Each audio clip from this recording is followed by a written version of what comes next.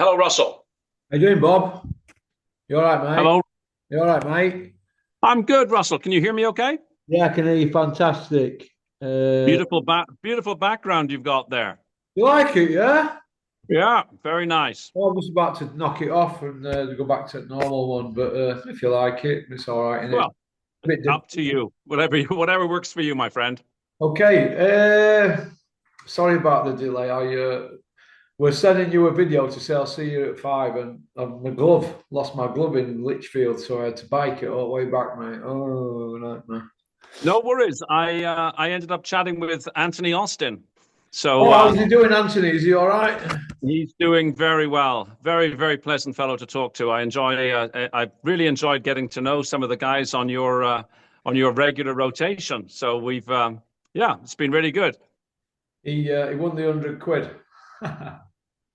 Well, I think that was a foregone conclusion. He had one video there where it's you and he hit it out of the park. So Yeah, for my channel, yeah, we did. It was like a trending story, so I suppose he timed it right, really, didn't he? Really. I think you should have an international prize. Although I know that he's going to go back to Mexico, so that probably wouldn't help me. Oh, okay then. Bob, the big talking point, obviously, at the weekend was Paddy Donovan getting absolutely shafted by Marcus McDonnell, who seems to align himself with in the blue corner from Billericay, the Iceman, Eddie Hills. Hills 7-0, 5 by way of, fresh after his TKO victory over Adrian Mowell. No, I just what I have a bad problem with is referees. They seem to home cook decisions. We saw it last night with Javonte Davis, with Steve Willis, and that Roach guy that clearly won the fight. We saw what happened mid-count. We'll come to that in a bit. If you back up so many years, Arthur Abraham, Edison Miranda won. Randy Newman stopped the fight, declared Miranda the winner. I remember that. Old man Willie Sowland jumped up, didn't he? And went, no, no, you carry on. So Abraham got on his bike for the remaining, 9 rounds or something. They took 5 points. Randy Newman took 5 points off Miranda. So the points can be taken. You can take as many as you want. He took 5 points off him, and they got to the scorecards, and then 5 points wouldn't have even made a difference anyway, because he clearly won by about 8 rounds or something, judges' scorecards. So corruption does go on. There was a massive investigation into that Germany lot after that. And they got rid of Sven Ock, and he's not in Hall of Fame, has he? They've never forgiven him, the Americans. And he ties the record with Carl Zag. He's running for defences. Yeah. He was undefeated when he retired. And this has been going on for far too long, this home cooking. But that last night was bad. The in Ireland, it was bad, and the Javonte Davis one bad. But Paddy Donovan was shafted. I just wonder what your take was on all this. Well, firstly, I remember the first fight with Arthur Abraham there. That was like 2006. That was an absolute travesty. Unbelievable. Yeah. As for the Crocker Donovan, let me just give you a bit of background. I don't know if you know this. I was watching the fight, of course. And on the WhatsApp text messaging was Jerry from Northern Ireland, Andy from Scotland, and Anthony from England. And some people were supporting Crocker. I think Andy had some money on Crocker. And we were all seeing the fight the same way. So, I'm pointing this out so that, there's not sort of like, it's not like we were all sort of, Donovan fans. Yeah. And, I was neutral on the matter, but I thought it was preposterous the way that the referee seemed to be from the early stages. He wasn't even-handed with the fighters, and quite frankly, the points deduction, I think that made it worse because Donovan then was beginning to lose his composure and his self-discipline a little bit. And as for there's 2 points I'd like to make. Point number one is after the first knockdown, I think that the fight should have been stopped on the TKO as Crocker was no longer really able to defend himself and couldn't see properly. And secondly, when the blow was thrown, yes, it was thrown after the bell, but there is a thing called auditory exclusion. In high stress circumstances, a person may actually literally not hear anything going on. You talk to police officers who've been involved in shootings. They have no idea how many shots were fired. They couldn't hear commands, etc. The referee was out of position. He should have jumped in between the fighters, saving Crocker. He then could have, in my view, taken his time, look after the fighter, and then made a decision. But it was like he was emotionally invested. And as I said in my video, I think what happened is he said, in his own mind, he said, I've deducted 1 point, I've deducted 2 points, now it's a late blow, I'm fucking mad with you, you're done. And I think he was either emotionally angry, or there's other nefarious things that, we could speculate about. But he was very, very poor behavior on the part of the referee, in my view, as a fan watching it on TV. Can I just nip in and say something here? Do you remember when Randy Newman took 5 points off Miranda in the Arthur Abraham first fight? Obviously, Abraham knocked him out in the second one, but in the first one, yeah. Did he take 5 points because he felt bad because he'd stopped the fight, declared Miranda the winner? Then Big Willie Sauerland jumped and went, no, he can't do that. Carry on, carry on. We carried on. As the fight went on, did you think that Newman thought, well, I'm not going to get called out here to come out here again for all that free gratis, because let's have it right. These big world title fights, they're all chauffeured about in limousines, all the officials and blah, blah. I've seen it at a lesser scale, the perks that they get, and it's nice to be invited to all these big dudes, isn't it? And be, in the mix and a bit of fame and a couple of grand in your pocket and all your expenses. It's great to be flown around, isn't it? And I would imagine so. Yeah, I personally think that Randy Newman, I think what he did, he just kept taking points, but he wanted to still let the fight progress and just keep taking points off, so Miranda would have lost anyway. But when it come to the judging, as I said, Miranda chased the fight and he was still beaten by God knows how many points. The 5 points didn't matter. McDonnell, 3 strikes and out with McDonnell, isn't it? Emotionally involved, like you said, Bob. I don't know. What do you think? Yeah, it's so hard to reconcile the behavior of referee to referee. The other fight that I'd like to talk about, if you don't mind, is, do you remember when Hamza Shiraz hit Skeet on the Skeet was down and he hit him, I believe it was twice. Steve Gray. The referee went over and he saw that Skeet was okay. He wanted to sort of basically make sure that the fighter was okay. He sent Hamza off to the neutral corner. Like the point I'm making, and I'm sorry, I'm not making it very articulately here, that the referee doesn't have to make an instantaneous decision. The referee, in my view, primary concern should be check on the well-being of the fighter. You've got all the time in the world, if you need it, to deal with the other fighter. But in the case of Crocker and Donovan, the referee acted instantaneously, almost disregarding the fact that Crocker was down.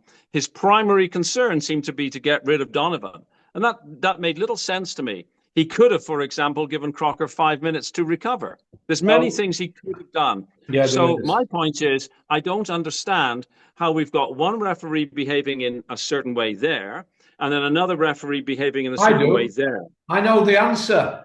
Steve Gray has always been Team Queensbury, and he gave Shiraz the benefit of the doubt, right? Even though Skeet was what used to be Queensbury's, top welterweight at one point back in the day, but he was spent when he fought Shiraz, but he schooled Shiraz, didn't he? But that should have been a Skeet win.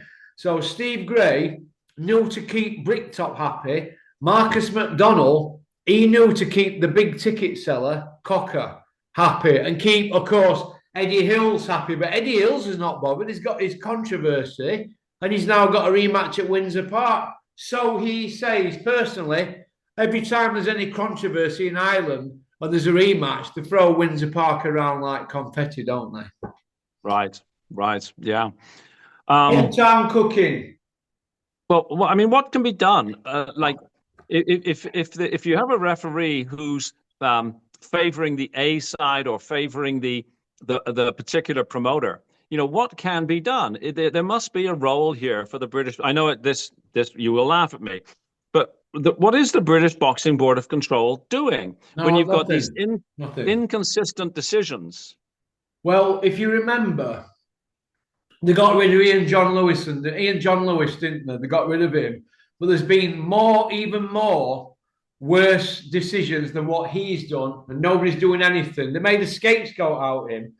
I don't know if he was squealing racism or going on about racism or Ian John Lewis or what. I don't know what happened there. I don't know. But if they're going to do that to Ian John Lewis, they've got to do it to them all. They can't just pick and choose. There's been other bad decisions, but I'm not going to say who sent me this, but right, this is how this certain person looks at it, who knows a little bit more than us. The bell had gone. That's number one. Number two, he should have firstly checked the health of the boxer receiving the late blow. Number three, right. He should have considered taking up to 2 points off the offender, considering that he had not hit after the bell previously. Number four, he should have waited for the start of the next round to declare his decision one way or the other. That gives him that 1 minute to think about it. Number five, he was too quick to disqualify the offending officer. He was too quick to the offending boxer. Put my bins on. Oh my God! I forgot. They gave me a bad headache, to be honest. But no, Bob, it's in bad taste. Very, very, very bad taste, and it leaves a bad taste in my mouth because you've got to look at it like this, right? Donovan put his heart and soul into that fight. Hey, listen.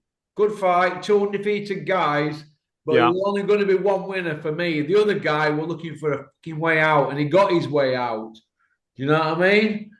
So Eddie's got an easy rematch there, play it against Sam in it. But Marcus McDonnell, will anything happen to him? No, it never happens to any of them. It did to Ian John Lewis because he were way off with his scores, but there's been worse since. And what about in the Ian John Lewis, the one referee, I forget his name at the moment, but he was only 1 point off and nothing happened to him. And that referee's made cock up since. So I don't know if the board, we could say anything about the board being racist. I don't know. I don't like to use that word, but it seems to me that there's a little bit of favoritism. You've got to be in the clique with that board. These A-stars are all very, very, very clicky. I mean, look at some of the cock-ups that we've had from Terry O'Connor, Victor McLaughlin, or whatever it's called. There's a few of them that have cocked up over years, and they're still there. Free gratis every weekend, 50 weeks a year. If they're not in UK, they're abroad, milking milk and honey. That's what they're doing, these guys, and it's wrong. It's absolutely wrong, because they're ruining lives. That Cocker's got a defeat on his record. When he puts his head down on that pillar at night, you know what he's going to see? He's not going to see Cocker. When Donovan's not going to see Cocker, when he puts his head down at night, he's going to see Marcus McDonnell. Yeah. Referee, because the referee cost him. He should have took 2 points off and let Cocker guarantee, but let Cocker carry on. But Cocker, because he hit him after bell, he did an Andre Dirrell like against Abraham, remember in Super 6, where Andre Dirrell made a meal over it because he'd been hit after bell. He was looking for a way out, Cocker. In other words, Cocker cocked off. Well, yeah, it's interesting. And I don't know who sent you. Go on, Bob, carry on, mate. Go on. Okay, yeah, I don't know who sent you the thing that you were reading there, but that sort of, is pretty much the same as what we were saying. Yeah, the bell had gone, yes. The primary objective should be to look after the health of the person who was hit, and there seemed to be, from my looking at it on DAZN, there seemed to be less concern about that, the health of Crocker. The 2 points is interesting, and that could have been applied, of course. But again, the key thing, as far as I'm concerned, is he could have waited for the start of the next round, or he could have awarded more time. You can give somebody up to 5 minutes. Yeah. And that, in my view, would have allowed the referee to calm down a little bit. Yeah. You know, whenever you're acting reactively or emotionally, then the decision you're likely to arrive at will quite often be compromised. But if you give yourself even 60 seconds to kind of figure it out, calm down, then he may have made a better decision and we wouldn't be having this conversation. But it was the instant emotional reactive nature of what the referee did that I find is very suspect. Either it speaks to his personality or it speaks to other things. And again, you know, I don't want to be casting stones against people for favoritism, whatever, but it did not seem to me that the referee in this particular fight was even-handed from the get-go. And No. I think that's troubling. As a fan, we want to see the referee being as impartial as is humanly possible. Of course we do, mate. We don't want to see corruption, Bob, do we? Well, we don't want to see corruption, of course. I mean, that would be the absolute worst thing. But we also don't want to see emotionally charged officialing. We don't want to see a referee getting angry with a particular fighter or making decisions because he is emotionally invested in the fight's outcome. No, we don't, mate. We don't want to see that, do we, Bob?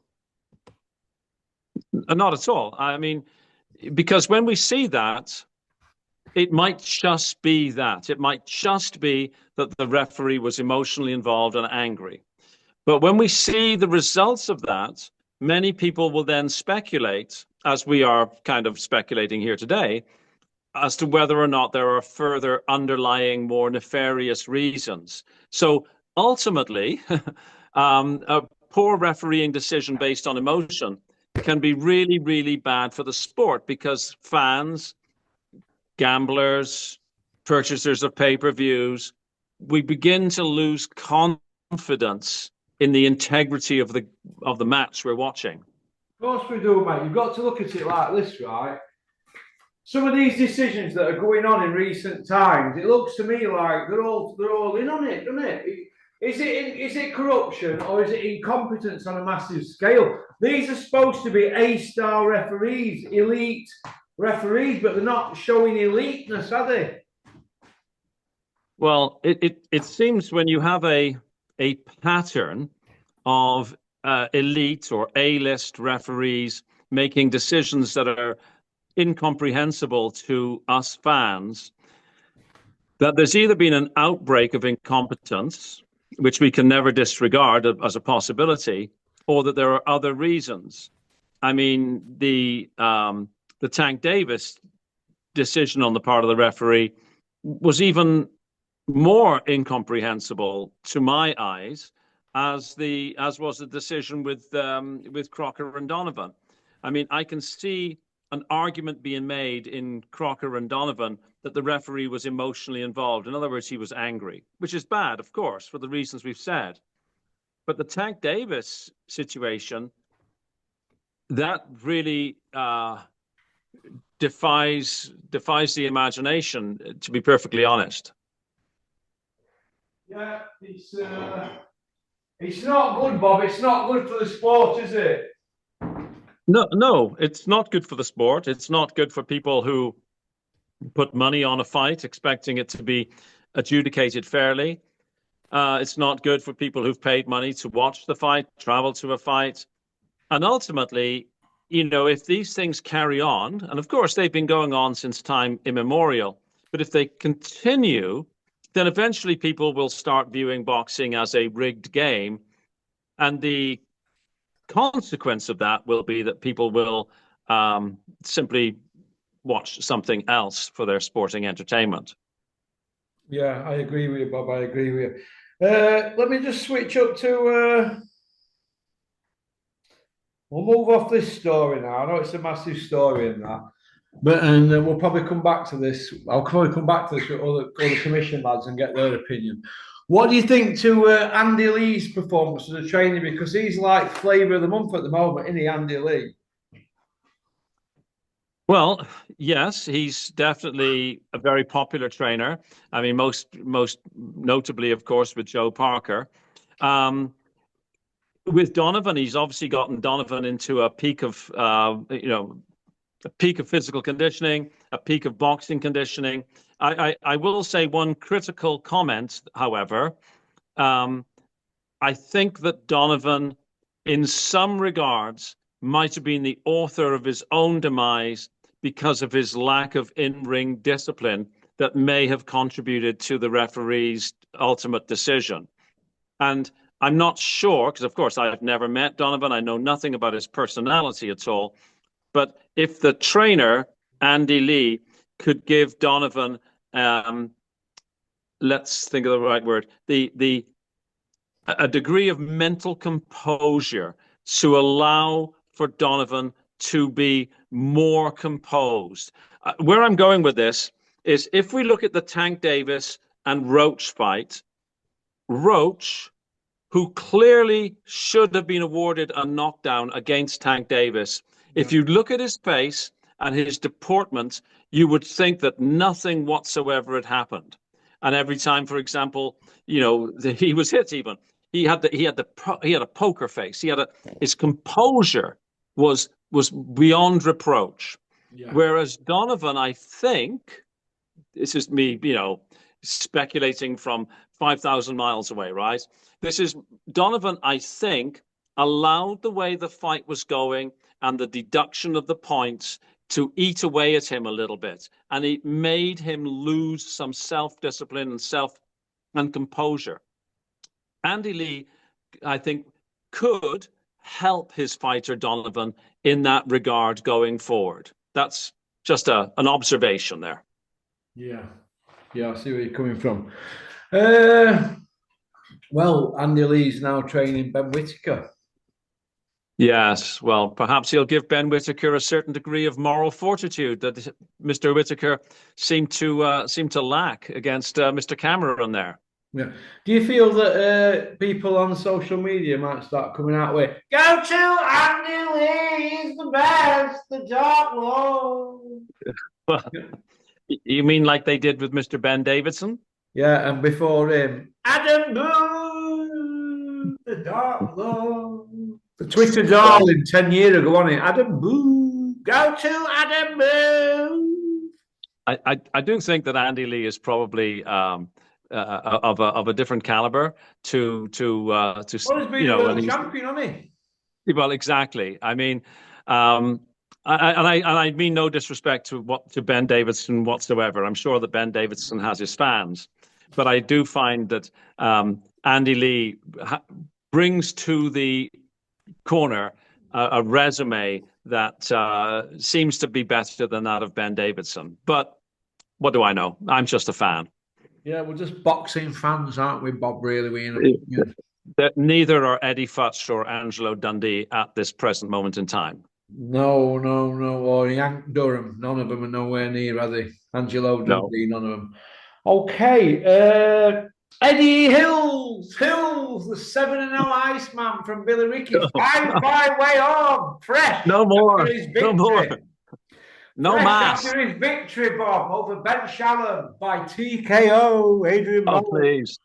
Eddie Hills is saying publicly, Eddie Hearn has come out publicly and said, if Crusher Ben or Nigel Ben see Eubank Jr., it's on site. He's talking like he's some Essex roadman killer on tarmac. And he's also saying that the public are begging for Ben Eubank to fight, the kids. And they're also begging for Fury, Joshua Wall. That isn't the vibe I'm seeing. And I speak to people in the industry all the time. And when you look at the waiting room times, because I went online myself to get a ticket to see how much they were and all that. Some of them were 1,829. I've got all the screenshots here. Cheapest one I found was 613, right? And the queuing, I were third in the queue from when they opened. So Eddie was saying that there were like 30 and 40,000 people in the queue. No, because a lot of them would have gone to StubHub, right? Or a secondary ticket marketplace. So what were left, Eddie would have thought that. But they weren't. I were like third and fourth in queue for some of them. So how How is this like this go-to fight that everybody wants? And also, if you look at the analytics for Fury Joshua online, nobody's going on about it. They've been down, they've had 18 counts between them, but it should be 19, shouldn't it? Right. So they're knocked about, aren't they, Fury and Joshua? But Eddie's coming out with it's the biggest fight in boxing. Look, these two fights, Ben Eubank, Fury Joshua, they're not for a fucking world title. They're not the best in the heavyweight division, the middleweight, the light middleweight, or the welterweight. They're not the best in any of them divisions. So how is it the best fight in boxing? It's utter pony macaroni. Well, to you, Bob. Well, with respect to Chris Eubank Jr. and Conor Benn, I think we've already seen the best of this fight, and that was the press conference where Chris Eubank Jr. was basically telling Eddie Hearn to shut up. To me, that was the most amusing. It's been a really, really good marketing job. It'll get a lot of people who otherwise would not be interested in boxing to possibly be interested in this fight. As I think I've said before, certainly on my own channel, I've said, I may have said it as a guest here, if their names were Smith and Brown, nobody's going to be watching this fight. If the names were Smith and Brown, mate, they'd be selling crack. Yeah. They'd be selling crack in Southend, Essex. That's what they're doing. For boxing fans who really are passionate about the sport, it's a very ho-hum kind of thing, right? I was shocked at the prices. I did a small video about it, and some people have said that, you know, prices were available much more cheaply than the prices I'd quoted, and that's just maybe. But for me, I wouldn't pay anything to go and see that fight. It's a made-up beef. It's a made-up story. With respect to Fury and AJ, 5 or 6 years ago, I think that was a very worthwhile fight. It would have been a very interesting fight. A belts could have been on the line. Right now, as I know I've said before, the only reason I would like to see it is it puts a period at the end of a sentence and we can move on. But if we never get to see it, I will not shed a single tear. I really don't care if Mr. Fury comes back out of retirement. And I don't care if Anthony Joshua fights again, to be honest with you, either. They're sort of yesterday's news as far as I'm concerned. I'm much more interested in seeing, younger, in form or up and coming fighters than seeing two fellows who are probably worth hundreds of millions of dollars moving around. Yeah, you know, it's past its sell-by date, or as you would say, past your best before date. So not interested. And I will say that, you know, here where I live, talking to people that I talk to, neither fight has really much traction whatsoever. Well, Forbes have got Fury on 212 million, his fortune. Joshua on 240 million, that's pounds sterling. So between the pair of them, they're worth $500 million, and they've not fought. And between them, the actual wins of a world champions is 10, right? But they're all old men they've beat, your Povetkins, your Vladimirs, you know, people like that, Pulevs, you know, it's embarrassing. And it's like Carl Froch said a few months ago before he crossed over to the dark side. He's beat 11 champions. A pair of them have beat 10 between them. And like I said, your Povetkins, your Pulevs, your Vladimirs, people like that, your Charlie Martins. It's just pony. At Fat Andy Reeves, Joe Parker, you know, who got the belt by default. It's been a merry-go-round, and knackers in a fight that's been 14 years in the making, and nobody is fucking interested in this fight. I'm not interested in Fury Joshua. Nobody's talking about it online. Everybody's just about sick to death of it. Do you remember 3 years ago when Tyson Fury piped up and he went, "Well done, Daniel Kinahan. It is on." And then we had the Billericay Iceman in the blue corner. I can't put you through it, Bob, anymore. No, please don't. I'll put you on mute if you say that again. We had Hills going, "It is on. It's on." And do you know what? It is not on. It's off. It's never been on. I can't, and I don't think anybody. It's overcooking. It's overcooked more than Manny Pacquiao Mayweather because at least they got it on. Yeah, I mean, like I say, to put a period at the end of the sentence to satisfy the fans of both as to who on a certain date was the better person, that's the only merit to that fight. I don't believe that any serious boxing fan really wants to see these two fellows fight now. Fury has retired 5 times. Joshua has suffered, numerous defeats, and I'm not talking about the defeats against Usyk. I mean, it's fair enough. You lose against Usyk, you lose against Usyk. But Joshua should probably also retire. They both made more money than they can ever possibly spend. Their kids or their grandkids could spend. Let's clear the decks. Let's get some new people in. Let's get Fabio Wardley fight somebody that's interesting. Let's get Moses Atama fight Ajit Kabayel. I mean, just throw names at the screen. They're not going to do that, are they? Moses Atama is going to be a protected fighter for years, mate, because he's a kid. They're not going to put him near any danger. They're going to wait while the coast is clear, then nip in and get a belt. That's what they're going to do. That's the Bricktop way, isn't it, really? I think you're right, but I wish you weren't. I wish I weren't, but that's what they're going to do. They did it with Nathan Cleverly. Oh, you were going to fight everybody in a roadman killer. They were going to fight Bernard Hopkins. They were even doing press conferences like Chisora were going to fight Wilder, but he didn't. And Nathan Cleverly didn't fight Hopkins, but Bricktop were doing press conferences. They're saying, well, we're in talks, yeah, but it's not a done deal. Hopkins and Cleverly were never a done deal. Ask Bernard Hopkins, he'll tell you. I know people who asked him, he said it was never a done deal. Bricktop were doing it for hype. He did Chisora. Wilder press conference. We aren't Wilder. I mean, have you ever fucking heard out? Yeah, we're in talk. So what? You know, when I used to talk to Big Ron about that, I remember Big Ron getting on the phone one day and he was talking to us, somebody about this fight. And I said, well, why don't we put a press conference out now, Dennis, saying that it's a done deal because you've been in talks? He said, well, there's only a couple of text messages and one phone call. I said, yeah, but Bricktop does it all the time, doesn't he? And Dennis was like, no, don't be stupid. Don't just say no on your Twitter. Because I got 20 odd hour time on Twitter subs. Don't just say it. I said, yeah, but it's in talks, isn't it? And Dennis said, what, a 2-minute phone call or so? And a text? That's not in talks. Talks is where you sat down in my office, their office, or in a restaurant and you've got somebody taking notes. That's talks.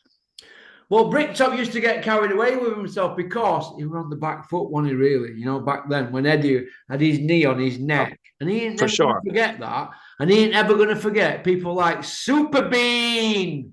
Super Bean had his knee on Bricktop's neck as well. But now, look, the landscape's changed. Dennis always just said to me, don't kick off because the landscape will change. And it's changed, hasn't it? But not in Dennis's favour, in Bricktop's. But whereas when Dennis had Clinton Woods, Davy Day, Ricky Hatton, he was the big dog, wasn't he then? But he didn't get that long in the sunlight, in the sunshine. Whereas Bricktop and Eddie, it's been like a to and fro job. But Eddie's had a good run, only 10, 12 years. Do you know what I mean? But his run's over now, and he's like an agent for Turkey, just like Bricktop is. But Bricktop's a bigger agent, isn't he? You know? Yeah. Do you remember, it wasn't that long ago, a couple of years at the most, that Eddie Hearn in his, his supercilious kind of talking down way said that, Frank Warren had done, a good job, but he's mostly a small hall promoter. How the times change, hey? How the times change. There you go, Bob. But can I ask you a question about a fight that, is supposedly upcoming and all this sort of stuff?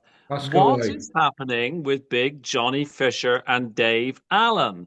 Because I saw, again, Eddie Hearn saying that he'd offered Dave Allen more money than Dave Allen had ever seen, etc., so forth. But he seems to be suggesting that Dave Allen is asking for too much. What have you heard over there? Is that fight going to happen? Listen, let me just tell you this, right? What they'll do with White Rhino, from the same postcode as me.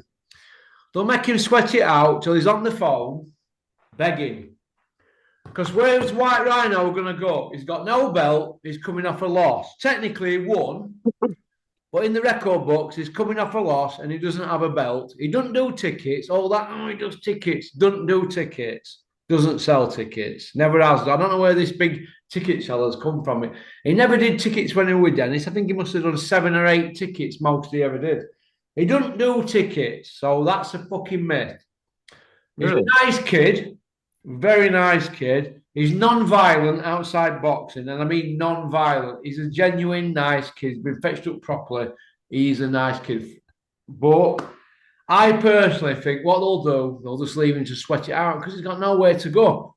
But Elmer Fudd's got nowhere to go either because who's going to buy into him if he don't fight the White Rhino? No. So the pair of them need each other. So get it on. Do you know what I mean? But I don't want to hear any of the shit, utter shit about I'm proud of you and I'm proud of you and I love you and I love you. We sparred and we sparred. I don't want to see that. It's knackers. It's pony. Get your coats off and get at it. That's what I say. And get them paid. Give them whatever. You know, if they need 300 or 400 grand, give them it. It's an headliner in UK, that now. It's an O2 headliner. That's what it is. So get at it. Or get it on a chief support in Saudi and pay the kids. David deserves it because he spilt his guts on Matchroom. He deserves that fucking fight, man. He deserves that payday to set his son up and his family. I don't see him now, but let me tell you this. That kid deserves it because he took some tonkins with some of them matches that Eddie put him in with. And he weren't ready for Luis Ortiz. Luis Ortiz was the WBA interim world champion and #1 ranked guy for Joshua Vladimir or forever flat belt at the time. They put David in with him, but they said the belt couldn't be on the line. David shouldn't have been in. We're a 2-time Olympian, southpaw, undefeated. No, he shouldn't have been nowhere fucking near him, mate. He had 10, 11 fights or something. Bit of a kid and probably had 9 or 10 amateur fights. And he stuck it out. And let me tell you this. Do you know his tongue? We've got enough time here. So his tongue were opening up like that and on the side like that. So they don't stick to you when it's like that. They put like a gel all the way down and all the way across the front. And I seen him on a couple of days after, and stopping you going like that. And I was walking around in his body warmer, and I thought, do you know what? That kid's just been knocked about there, right? And he didn't want to quit. They quitted him that night. And I'm not sure if it was that fight or Dylan White fight. He went and did his dough in casino, and I felt for him. And do you know what? He's fucking old from them, that Matchroom. And I don't know why he's got it in his head. The Eddie's his mate. David, he ain't your fucking mate, him. So you get what you can and go sign with Bricktop. If you want that fight, go sign with Bricktop or Turkey if you want that fight. But they're gonna squeak him out. They're gonna squeeze him and make him so he rings and texts the fight. Because Fisher's silent. Because how can he come out and say, "Oh, now, Bob"? Yeah, he can't come out and speak, can he? What's he gonna say? You got Tom. You know, that fight has got a timestamp on it as well. I mean, I think that people don't. I mean, I don't want to see this 18 months down the road. This is the time to strike while the iron is hot. And I was wondering if you'd heard anything over in the UK. No, mate. I've heard no. I know David wants the fight to bird back, but he's going to want pain, isn't he?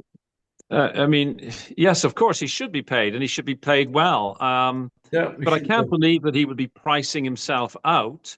To me, this strikes me as Eddie Hearn not wanting to let him back in with Fisher. But like you say, who is Fisher going to fight? I mean, going to fight some stiff from Poland, isn't he, or somewhere? They're going to build him back up, aren't they? Prop shows up. But if they put David in with him again, he'll beat him up because he'll be ready. Jamie Moore and Nigel Travis will have David in good shape, better shape, and his tools will be sharper. But if he don't fight Fisher, he's going nowhere, is he?